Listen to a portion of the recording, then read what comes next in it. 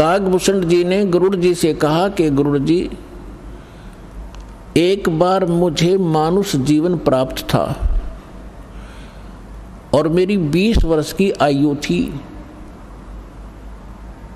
उस समय एक भयंकर अकाल गिर गया, दुर्भिक्ष, जिसमें मेरा पूरा परिवार, माता पिता, 2 भाई बहन और थे, वो सभी मृत्यु को प्राप्त हो गए। मैं 20 वर्ष की आयु था, माता पिता वृद्ध थे, भाई बहन छोटी आयु के थे। वो उस भूख को सहन नहीं कर सके। उनकी मृत्यु के उपरांत आसपास के क्षेत्र में भी बुरा हाल था, लाखों लोग मर गए थे। उस क्षेत्र को छोड़कर मैं अवंतिका नगरी में चला गया। वहाँ दुर्भिक्ष नहीं था, पेट भर रोटी खाई, भोजन पाया। लेकिन मेरी आत्मा में एक ऐसी प्रेरणा हुई, दुख हुआ कि ये क्या जीवन है। मेरे पिताजी का भरा पूरा परिवार उजड़ गया, ये क्या जीवन है, ये कैसा यहाँ लोक है। तो फिर बताता है कि उस जन्म से पहले मैंने असंख्यों जन्म प्राप्त हुए। अब दिव्य दृष्टि खुल जाने के बाद वो अपनी पिछली हिस्ट्री याद आई उसको। जब वो भक्ति पर लगा, उसके बाद गरुड़ जी को बता रहा है कि उससे पहले मैंने असंख्यों मानुष जीवन नाश कर दिए थे और मैंने भक्ति कभी करी ही नहीं। अब वो अकाल गिरा, मेरे माता पिता मर गए, भाई मर गए, कुटुंब नाश हुआ। अवंतिका नगरी में एक पंडित जी शिव मंदिर में कथा कर रहा था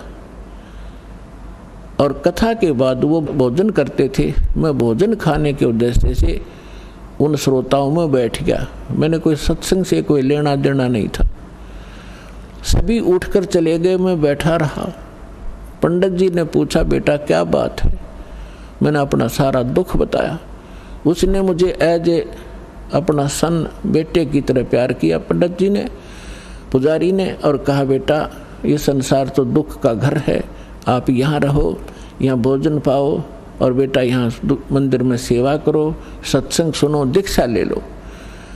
मैंने उसकी सारी बात मान ली, वहाँ सेवा भी करने लग गया। लेकिन दीक्षा वाली बात मेरे समझ में नहीं आई। 6 महीने तक वो कथा सुनाते रहे, मनुष्य जीवन के उद्देश्य को बताते रहे। मेरा कति घर नहीं करी, जू नहीं रहेंगी। मेरे इतने पाप बढ़े हुए थे क्योंकि मेरे अंदर भक्ति कभी बीज पड़ा नहीं था। 6 महीने के बाद मैंने कथा तो सीख ली जो गुरु बताया करते थे। मैं युवा था, गुरु जी वृद्ध हो गए थे। मैं श्रोताओं को गुरु जी की अब्सेंस में, अनुपस्थिति में वो कथाएं सुनाने लग गया। सुरीली आवाज़ थी, युवा शरीर था। श्रोता मुझे मेरी बड़ी प्रशंसा करने लगे कि क्या बात भाई, आप तो बड़ा गुरु जी से भी बढ़िया सत्संग सुनाते हो, वाह भाई वाह, आपकी तो बड़ी प्यारी आवाज़ है। इस जीव को बहुत प्रकार से ये हानि होती है, वो फाउल पॉइंट भी आपके रूबरू किए जाते हैं ताकि आप फिर से गलती ना कर जाओ, इसलिए ये कथाएं सुनाई जाती हैं। अब उन श्रोताओं की प्रशंसा से मेरे अंदर हवा भर गई, मैं अभिमानी हो गया, अहंकार बढ़ गया। एक दिन गुरुजी आए मंदिर में, पूजा के उद्देश्य से बाहर से आए और मैं श्रोताओं के बीच में बैठा था, प्रशंसा सुन रहा था। मैंने गुरुजी को बैठे बैठे ही दर्शन कर लिए, प्रणाम भी नहीं करा, बस यूं देख लिया। जबकि गुरु जी को खड़ा होके मैं खड़ा नहीं हुआ। मान बढ़ाई का मारा कि मेरी बेइज्जती हो जाएगी जब मैं खड़ा हो गया था, क्योंकि प्रशंसक सामने बैठे थे। अब गुरु जी को कोई ध्यान नहीं था, उसको तो कोई मतलब लेना देना ही नहीं होता। नियम बता दिए, जो पालन करेगा सफल होगा, जो तोड़ेगा खंडित करेगा वो दंडित होगा। गुरु जी जाकर मंदिर में अपनी पूजा अर्चना करने लग गए। आकाशवाणी हुई उस मंदिर में और भगवान शिव के पुजारी थे वो पंडित जी।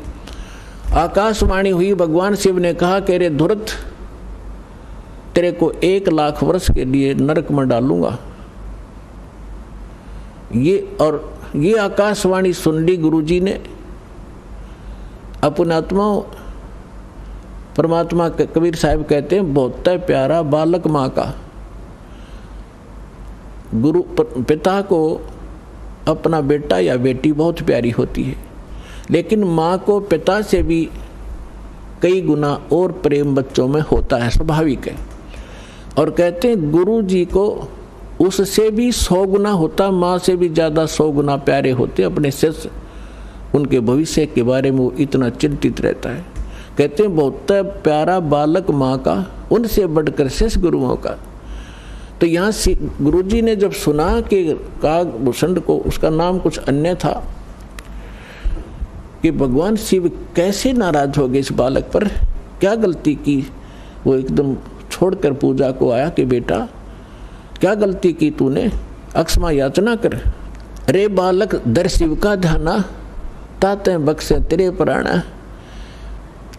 तो गुरु जी ने प्रार्थना की, हे भगवान शंकर, हे महाराज, क्या गलती होगी आपके बच्चे से, माफ़ करो बालक है, माफ़ करो बालक है। तब आकाशवाणी हुई कि इस धूर्त ने मेरे भक्त की इंसल्ट की है। जब ये गुरु के साथ ऐसा व्यवहार कर सकता है तो मेरे साथ कैसा करेगा। पुण्यात्माओं, परमेश्वर कबीर जी भी कहते हैं कि गुरु गोविंद कर जानियो, रहियो शब्द समाए, मिले जब दंडवत बंदगी, नहीं तो पल पल ध्यान लगावे। गुरु मानुष कर जानते ते नर कहिए अंध, हुआ दुखी संसार में फिर आ गए यम के फंद। तो शंकर भगवान ने कहा कि इस धूर्त ने जब ये गुरु की बेइज्जती कर सकता है तो मेरे लोक में आकर ना जाने क्यों धुमसता रहेगा। ऐसे धूर्त की मुझे आवश्यकता नहीं है, इसको नरक में ठोकूंगा 1 लाख वर्ष के लिए। अब गुरु जी ने फिर कई घंटों तक प्रार्थना की, आपका बालक है, बच्चा है, क्षमा करो दाता, कुछ हल्की सजा करो इसकी। तब उसने कहा कि भाई देखो, मेरा वचन खाली नहीं जागा, जो बोल दिया ये वापस मैं ले नहीं सकता, इसको नरक में तो रहना पड़ेगा, लेकिन वहाँ यमदूतों से इसको कष्ट नहीं होने दूंगा।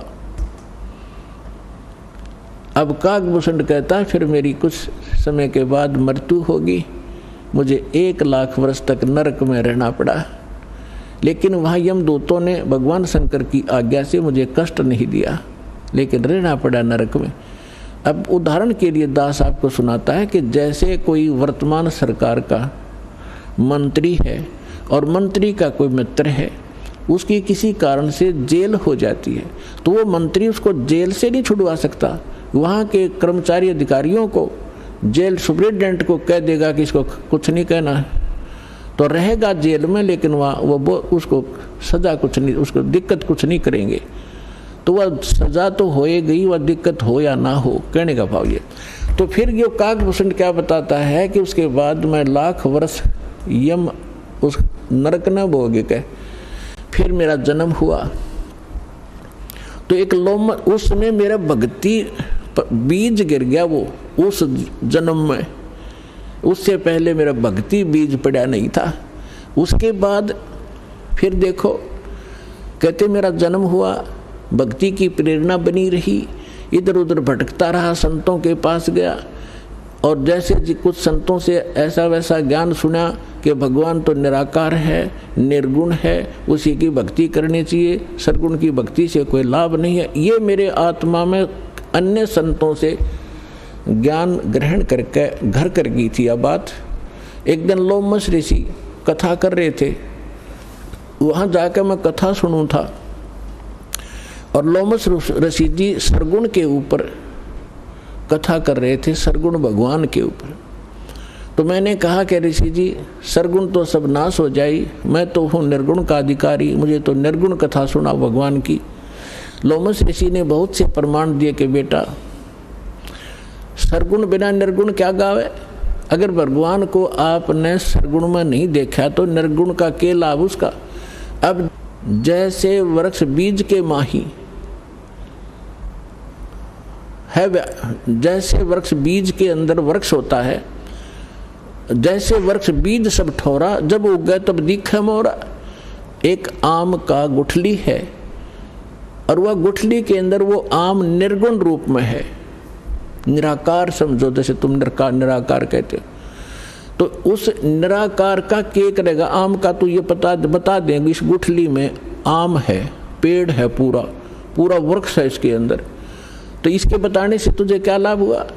अब उस बीज को बीजा जावे, गुठली को, फिर वो पौधा बने, फिर वो पेड़ बने, और फिर वो आम लगे। तो सरगुण बिना निर्गुण किए गावे। तो भगवान का लाभ जो है सरगुण से ही होगा, निर्गुण के गीत गान तो नहीं होगा। अब कहने लगे मेरे ये उदाहरण बहुत से उन्होंने दिए, पर मेरी बुद्धि में ग्रहण नहीं हुए। मैं उनके साथ ऊट पटांग अभद्र तरीके से प्रश्नोत्तरी करता रहा, यानी मजाक तौर पे। लोमस ऋषि ने मुझे श्राप दे दिया कि तेरा चंडाल के घर जन्म होना चाहिए, तेरे जैसे दुष्ट कार्य चंडाल, जा चंडाल बन। अब मुझे इतना एहसास हुआ कि मेरे से गलती हुई, मैंने क्रोध नहीं माना, और मैं जो भी उन्होंने मुझे फटकारा, डांटा, मैं ऐसे मायूस होकर देखता रहा। फिर मैंने हाथ जोड़कर चरण पकड़ के प्रार्थना की, हे ऋषि जी, इस दास को जन्म तो कहीं दे देना, पर एक आशीर्वाद दे दो। मुझसे गलती तो बन ही गई कि मेरे इस भक्ति की भूल ना पड़े।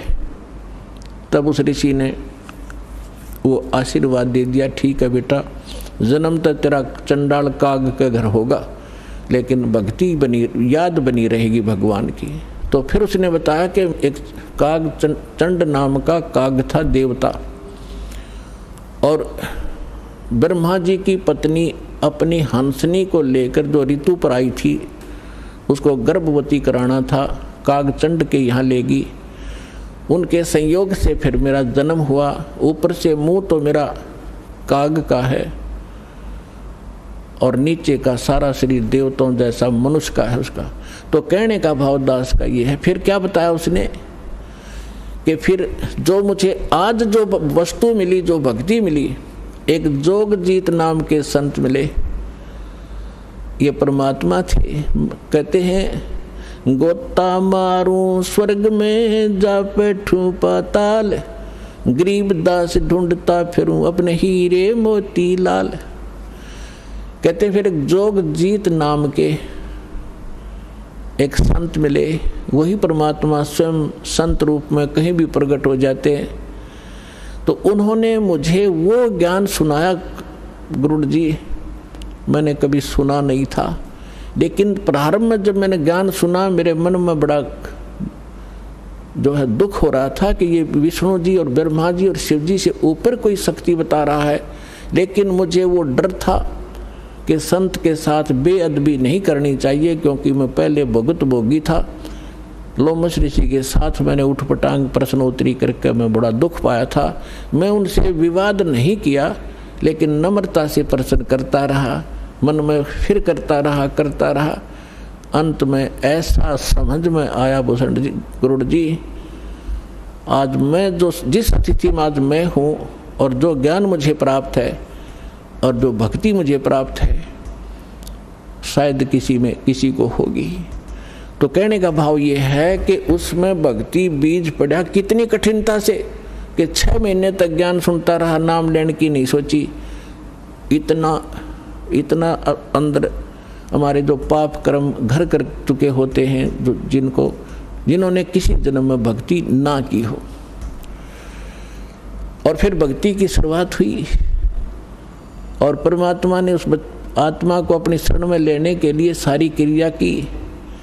लोमस ऋषि से पहले उसको इतना डरवा दिया, यदि उस समय लोमस ऋषि कागभूषण को वो श्राप नहीं देता, वो डर उसके दिल में ना होता, तो परमात्मा का ज्ञान तो पुण्यात्माओं वो कभी नहीं सुन सकता था। आज आप देखते हो जितने भी पुण्यात्मा यहाँ आए हैं, आपने पहली बार ये ज्ञान सुना होगा, तो आपकी सुई कभी 100 पर, कभी 0 पर, कभी ऊपर कभी नीचे हुई होगी। ये क्या बक रहा है, कहाँ से ले आइए ज्ञान? और फिर देखे आपने प्रमाण, अब दांतों तले उंगली दबा रहे हो आप। तो कहते हैं 100 छल सीधर मैं करूं अपने जन के काज। तो आपके ऊपर जो रहम परमात्मा का है, ये विशेष है। जो दास कहना चाह रहा था, आपको ये यथार्थ ज्ञान समझाने के लिए ये प्रमाण उदाहरण दिया है। आप जी पुण्यकर्मी प्राणी हैं, पूर्व जन्म के मनुष्य थे, आपके अंदर भक्ति की आस्था विद्यमान थी, आपने शीघ्र ग्रहण कर लिया। और जो आपके घरों में अब संतान आएंगी वो भगवान के कोटे से आएंगी, बहुत अच्छी होंगी, उनकी तो आपने भविष्य की चिंता करने की जरूरत नहीं रहेगी। और जो अन्य प्राणी हैं वर्तमान के अंदर हैं, वो जो ऐसे हैं जो पूर्व जन्म के भक्त मनुष्य थे वो शीघ्र आ जाएंगे, और जो कागभूषण जैसे होंगे उनका भी तरीका अपनाया परमात्मा ने। क्या होगा, एक घर में तीनों ने दीक्षा ले ली, एक नहीं लेता, ठीक है, तो वो कागभूषण की श्रेणी का है। अब उसके लिए मालिक ने क्या दया करी है, घर में आरती चलेगी, कोई मंत्र करे इधर बैठ के, कोई करे इधर बैठ के, सत्संग चलेगा, ना चाहते हुए कभी देखा जरूर गा, सुनेगा, हैं बैठ के वैसे बैठा लेंगे, बैठता जा तू नाम मत लिए तो सुनेगा, तो कभी ना कभी उसके भी कागभूषण की तरह इच्छा बनेगी, उसके पाप नरमावेंगे। क्योंकि भगवान की कुछ ऐसे संस्कार होते हैं, ऐसे पाप होते हैं जो ज्ञान यज्ञ से ही समाप्त होते हैं। अब कुछ ऐसे पाप होते हैं जो परिणाम यज्ञ से समाप्त होते हैं। जैसे कपड़ा मैला हो गया, सिंपली कोई धूल मिट्टी लगी है झड़का दिया, निर्मल हुआ। थोड़ी बहुत और मैल लग गया है तो वैसे पानी में से निकाल दिया तो भी ठीक हो गया। और भी ज़्यादा मैला है तो साबुन प्रयोग करना पड़ता है। और भी ज़्यादा कहीं कोई दाग लगा है तो ड्राई क्लीन करानी पड़ती है, तो वो तब निर्मल होता है। हमारे युगों युगों के अंतःकरण के अंदर बड़े धब्बे लगे हुए हैं, अंतःकरण में हमारे पाप जमा हैं, तो उन पापों के नाश के लिए ये सब प्रक्रिया आपकी यहाँ कराई जाती है। 5 यज्ञ कराई जाती हैं आपसे। एक यज्ञ है धर्म की, कुछ ऐसे पाप होते हैं जो धर्म करने से ही अक्षीण हुआ करते हैं। एक यज्ञ है धर्म की, दूसरी यज्ञ है ध्यान, परमात्मा का चिंतन, मीन ध्यान, उसकी कसक बने, उसकी एक न्यारी आपको याद बनी रहे, उसको ध्यान कहते हैं। और तीसरी यज्ञ है हवन की, यहाँ पर एक ज्योति यज्ञ किया जाता है, ज्योति हवन किया जाता है, कराया जाता है। तीसरी यज्ञ हवन की, चौथी यज्ञ परिणाम दंडवत परिणाम कराया जाता है, जिससे अहंकार नाश होता है और कुछ पाप इस परिणाम यज्ञ से ही नाश होते हैं। और 5वीं यज्ञ है ज्ञान की। इस ज्ञान के सुनने से, कथाओं के सुनने से भी आपके बहुत से पाप अक्षीण होते हैं। अब जिस व्यक्ति को आप प्रारंभ में चर्चा करते हो परमात्मा की, तो वो नहीं ग्रहण करता, उठ के चल पड़ता है। कबीर साहब कहते हैं, कबीर पिछले पाप से हरि चर्चा ना सुआवे, और कै ऊँग कै उठ चले ना और बात चलावे। जैसे किसी कर्महीन प्राणी से, संस्कारहीन प्राणी से आप भगवान की चर्चा करने लगते हो, और वो आपका विशेष मित्र भी हो, विशेष नाती भी हो। अब जो ऐसा वैसा व्यक्ति होगा तो 2 बात सुनते उठकर चला जाएगा कि ठीक है मैं फिर आऊँगा, मुझे काम जरूरी है, क्योंकि उसको वो अच्छा नहीं लग रहा, उसको सुहा नहीं रही। और कोई ऐसा मित्र होगा कि उठ नहीं सकता तो नींद आने लग जाएगी, लटके लेगा थोड़ी देर में। या फिर कोई विषय बदल देगा कि सुन मेरी बात सुना, सा है वहाँ फलाना था, सा फलाना था, वहाँ जाना है, वहाँ चलेगा। वो सुन ही नहीं सकता, क्योंकि उसको वो अच्छा नहीं लग रहा। तुलसीदास जी कहते हैं, तुलसी पिछले पाप से हरि चर्चा ना भावे, भाव माने अच्छी नहीं लगे। जैसे कहते हैं मैंने, मुझे रोटी नहीं भाती, मुझे नहीं अच्छी लगती। तुलसी पिछले पाप से हरि चर्चा ना भावे, और जैसे जवर के वेग से भूख विदा हो जा। अब जिस व्यक्ति को बुखार हो गया हो, जवर हो जा, मलेरिया, तो उसको कोई भी पदार्थ है वो कड़वा लगता है, महसूस होता है। जैसे रोटी खाएगा, एक टूक एक ग्रास नहीं खा सकता, वो कड़वा लगता है, थूकने को दिल करता है। ना काजू खा सकता, ना किशमिश खा सकता, मनुक्खा दाग को भी कड़वी बताता है। अपने आत्माओं ना मनुखा दाग कड़वी है, ना वो भोजन कड़वा है, ना खीर कड़वी है। कड़वा क्या है कि उसके बुखार ने, जवर ने, टेम्परेचर ने उसके शरीर की व्यवस्था इतनी बिगाड़ दी कि उसको मीठी वस्तु भी कड़वी लग रही है। अब उसका ट्रीटमेंट क्या है, उसका विकल्प क्या है कि उस मलेरिया बुखार को नरम करना पड़ेगा। बुखार उतरे बिना वस्तु स्वादिष्ट लगे नहीं। अब रोटी कड़वी लग रही है, मनुखा दाख कड़वी लग रही है, तो उसका ट्रीटमेंट क्या है? कड़वी गोली ही खानी पड़ेंगी कुनीन की, और ना चाहते हुए भी खानी पड़ेंगी, और उनके खाने से फिर वो जबर ठीक होगा। जब जबर उतर जाएगा और फिर देखना सूखी रोटी सब्जी छोड़ भूख लगेगी। जब घर वाले कहें सब्जी बना दो ना, रोटी दे फटाफट, सब्जी तो फिर देखूंगा। और पहले सब कुछ आगे रख देते थे तो भी खाने को दिल नहीं करता था। ठीक इसी प्रकार जो प्रथम बार जिसके ऊपर परमात्मा रजा बख्शते हैं किसी भी कारण से, किसी की माध्यम से सत्संग सुनाने की, तो वो ऐसा व्यक्ति जिसके पिछले पाप कर्म घने बढ़े हुए हैं, तो उसकी आत्मा के अंदर उस जबर के कारण उस मीठी वस्तु परमात्मा की चर्चा ग्रहण करने का वो व्यवस्था नहीं है, वो खराब हो चुकी है।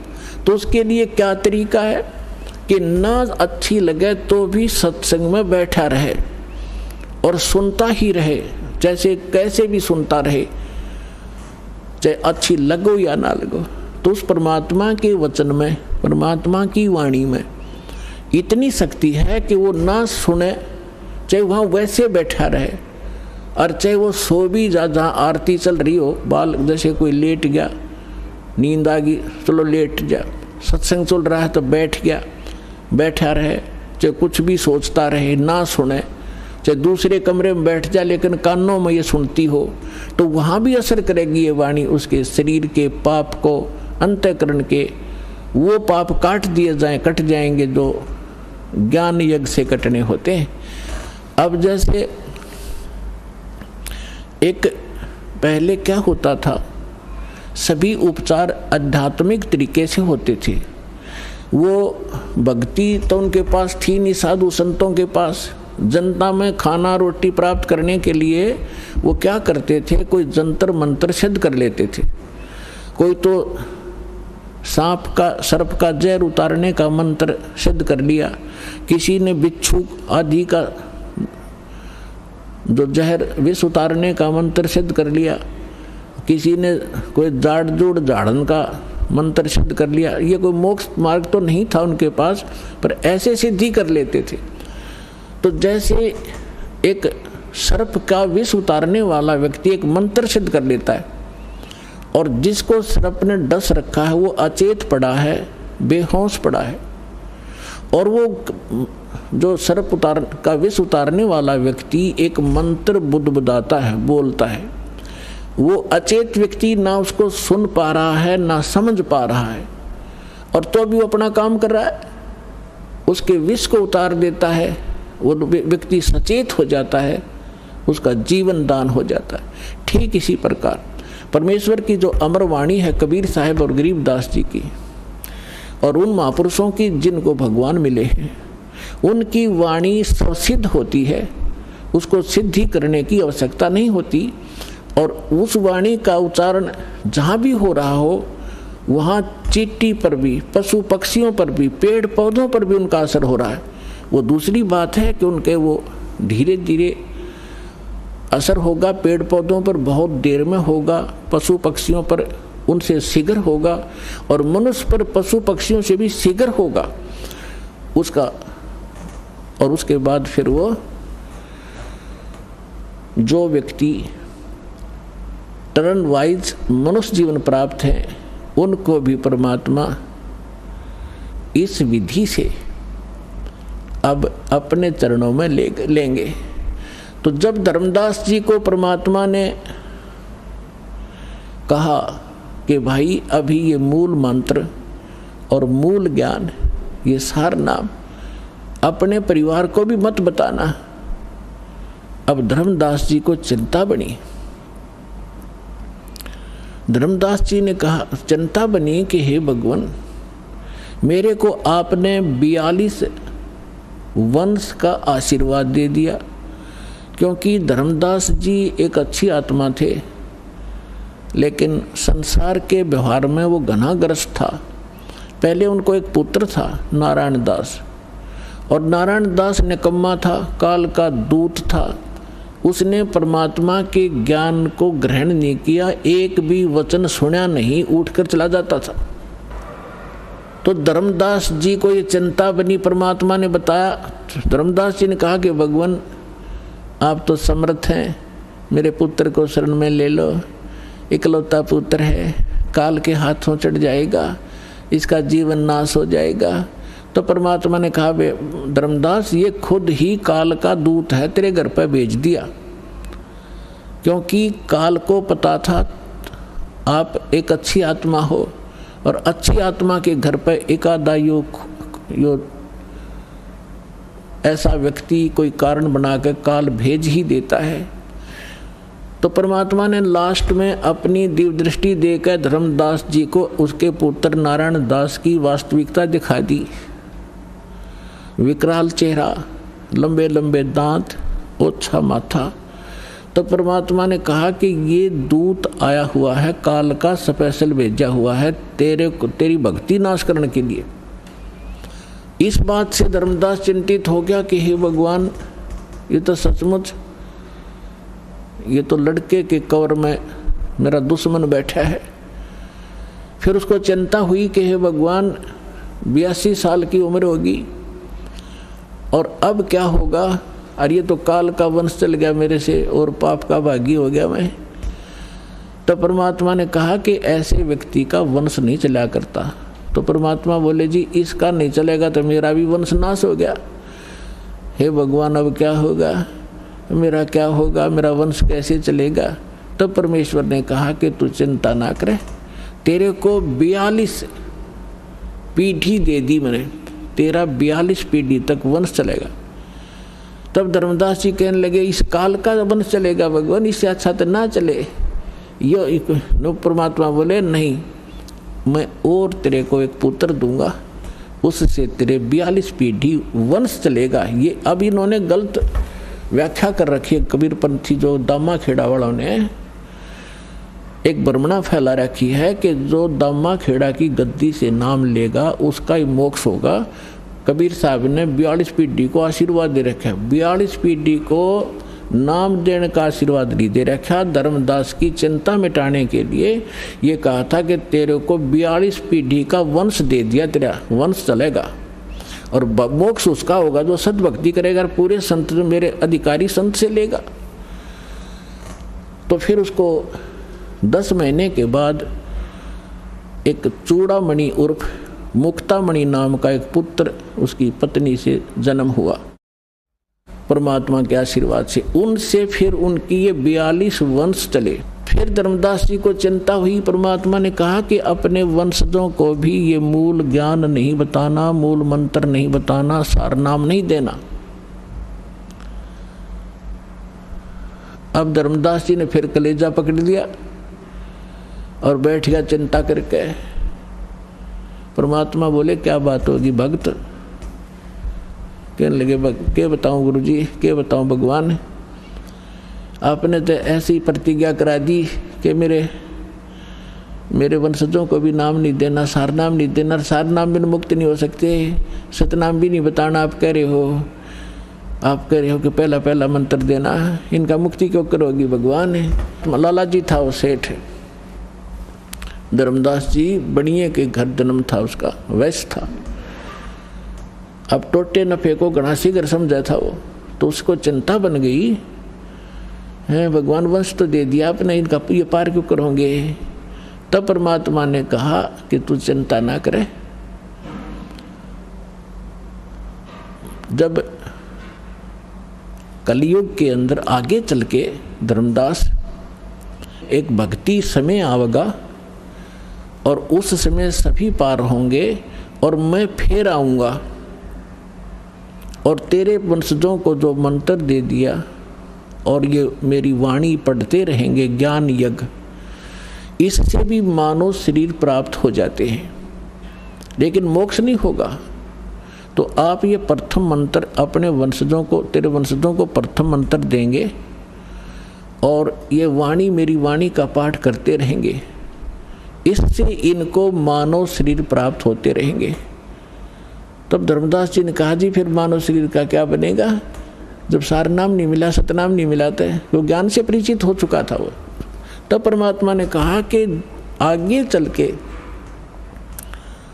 जब ये भक्ति योग शुरू होगा तब मैं फिर आऊँगा और फिर तो सारी सृष्टि को पार करूँगा, तेरे बच्चे भी पार होंगे, तेरे वंशज भी पार होंगे। अब क्या बता रहे परमात्मा के धर्मदास, एक बार मेरा और इस काल का, यहाँ के किस ब्रह्मांड के मालिक ब्रह्म का एक संवाद हुआ था। इसने मुझसे प्रतिज्ञा करा ली थी कि 3 युगों में जीव थोड़े ले जाना और चौथे युग में आप कितने ही जीव मुक्त करा लेना। तो मैंने इसको तथा वस्तु कर दी थी, ठीक है जो तू कह रहा है वो मुझे स्वीकार है। तो फिर क्या बताया परमात्मा ने कहा कि फिर मैंने उससे कहा था कि जब चौथा युग, जब कलयुग आई तब हम अपना अंश पठाई। जब चौथा युग कलयुग आवेगा, उस कलयुग के जो बीचली पीढ़ी होगी, बीचली पीढ़ी का समय बताया है परमात्मा ने कि कब ये भक्ति स्टार्ट होगी। बीचली पीढ़ी कहाँ से स्टार्ट होगी, जब कलयुग बीतता 5500 पाचा, तब ये वचन मेरा होगा साचा। तो कलयुग जो है, जो 5505 कलयुग कब बीता है, सन 1997 से। और 1997 में इस दास को परमेश्वर कबीर जी प्राप्त मिले थे। उन्होंने कहा था कि अब ये सारनाम और सतनाम बेटा सार्वजनिक कर देना, मैं तेरे साथ रहूँगा, पूरा विश्व हमारे साथ होगा, सबका कल्याण करेंगे।